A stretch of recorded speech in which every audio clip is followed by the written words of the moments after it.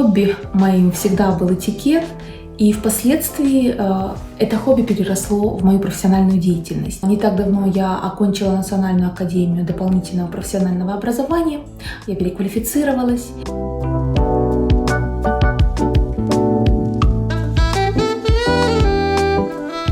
Сфера применения этикета, она огромна и многообразна, потому что большинство, да практически все аспекты нашей жизни, они так или иначе подпадают под определенные правила поведения. И игнорировать эти правила невозможно, потому что мало кому хочется общаться с откровенным хамом, мало кто горит желанием приглашать к себе в гости людей, которые не умеют или не знают элементарных норм и правил приличия.